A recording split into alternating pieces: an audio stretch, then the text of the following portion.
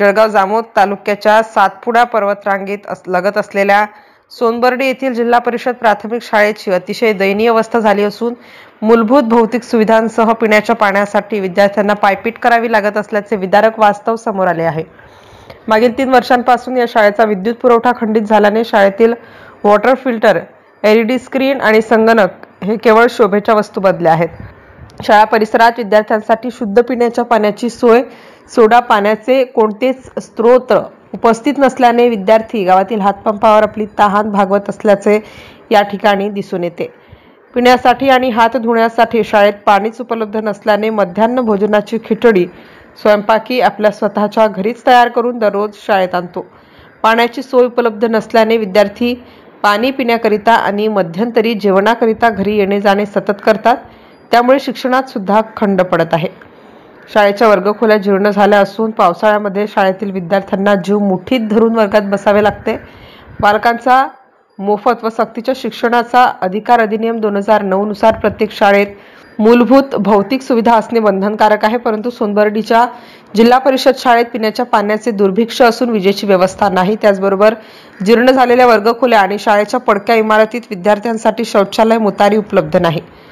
या संदर्भात शाळेच्या मुख्याध्यापकांनी वारंवार जळगाव जामोद पंचायत समिती गट शिक्षणाधिकाऱ्यांकडे लेखी अर्ज सादर करून शाळेच्या दयनीय अवस्थेची माहिती दिली आहे, परंतु केवळ कागदोपत्री घोडे नाचवणाऱ्या शिक्षण विभागाने शाळेच्या या दुरावस्थेकडे संपूर्णपणे दुर्लक्ष करून गोरगरीब आदिवासी विद्यार्थ्यांच्या आयुष्याचा खेळखंडोबा सुरू केल्याचे विदारक वास्तव आज समोर आले आहे। आजच्या आधुनिक तंत्रज्ञानाच्या युगात अनेक पालकांचा कल कॉन्व्हेंट संस्कृतीकडे चालला आहे। त्या ठिकाणी उपलब्ध असणाऱ्या भौतिक सुविधा तसेच मिळणारे शिक्षण विद्यार्थ्यांचे भवितव्य घडवणारे असल्याने सर्वसामान्य पालक कॉन्व्हेंटलाच पसंती देताना दिसतो। मात्र ज्या ठिकाणी अशा खासगी शाळा उपलब्ध नाहीत तेथील विद्यार्थ्यांनी करायचे तरी काय, असा सवाल गोरगरीब आदिवासी पालक या निमित्ताने उपस्थित करीत आहेत। सर्वसामान्य विद्यार्थ्यांच्या शिक्षणासाठी शासनाचा लाखो रुपयांचा निधी दरवर्षी खर्च होतो, तरीही ग्रामीण भागातील बहुतांश मराठी शाळांची दुरावस्था कायमच आहे। त्यामुळे शिक्षणासाठी मिळणारा निधी हा नेमका कुठे आणि कसा खर्च होतो याचे कोडे हे सर्वांनाच पडले आहे। मन लावून शिकवणारे शिक्षक असले तरी भकास व विदीर्ण झालेल्या शाळेत गुणवत्ता असूनही गुणवान विद्यार्थी घडत नाहीत, ही एक शोकांतिकाच म्हणावी लागेल। गुणवत्तापूर्ण शिक्षण नसल्यामुळे मराठी शाळा बंद पडत असल्याची ओरड आपण ऐकतो, पण निधी असूनही केवळ योग्य नियोजन नसल्याने शाळा व अनेक शासकीय इमारती बांधकामानंतर काही वर्गातच शिकस्त बनतात। मग त्या ठिकाणी विद्यार्थी किंवा कर्मचारी मन लावून काम कसे करणार? शाळेतील शिक्षकांना शिकवण्या व्यतिरिक्त अशैक्षणिक कामेच जास्त दिली जातात, त्यामुळे सातपुडा पर्वतरांगा व तालुका परिसरात खेड्यापाड्यात शिक्षक विद्यार्थ्यांना शिकवण्यासाठी वेळ कधी देणार, असे एक ना अनेक प्रश्न सद्यस्थितीत शिक्षण विभागाला सतावत आहेत। परंतु समजत असूनही झोपेचे सोंग घेतलेले शासन आणि कागदोपत्री घोडे नाचविणारा शिक्षण विभाग यांना गोरगरीब सर्वसामान्य विद्यार्थ्यांच्या शैक्षणिक भवितव्याबाबत कोणीही आवाज उठविताना दिसत नाही। ही एक आजच्या अजार पिढीसाठी एक शोकांतिकाच म्हणावी लागेल। MCN न्यूज मराठी करिता रवींद्र शिरस्कार, सोनबर्डी। आमची शाळा 1 ते 8 असून 108 पटसंख्या आहे आणि जवळपास सर्व आदिवासी विद्यार्थी आहेत आमच्याकडे। आणि खास म्हणजे आमच्या इथं विद्यार्थ्यांसाठी मुतारी नाही आहे। मुली खूप मोठमोठ्या मुली आहेत, समजा 8वीपर्यंत म्हटल्यावर ते मुतारीची व्यवस्था असायलाच पाहिजे, समजा बरोबर आवश्यक आहे ते। आणि इलेक्ट्रिकसुद्धा शाळेमध्ये समजा नाही आहे।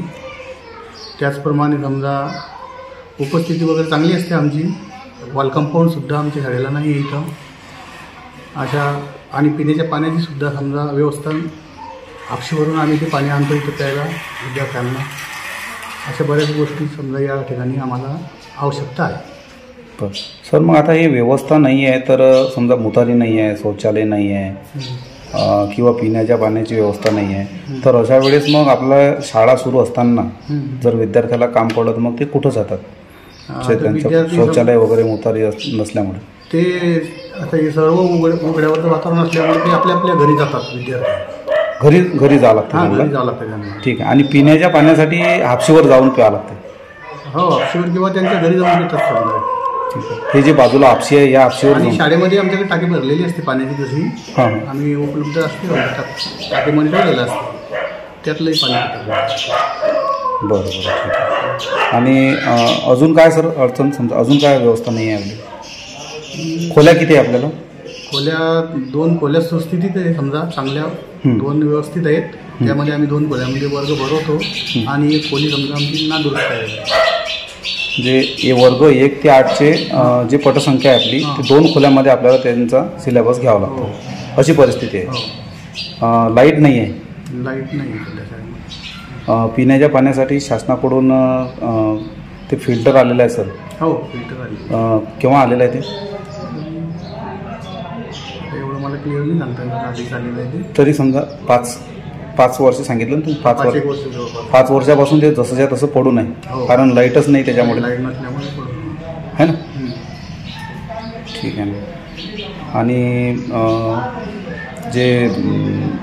जे खोली आहे ते खोली गळते, त्याच्यामुळे आपल्याला 2 खोल्यामध्ये ते वर्ग भरावा लागतो.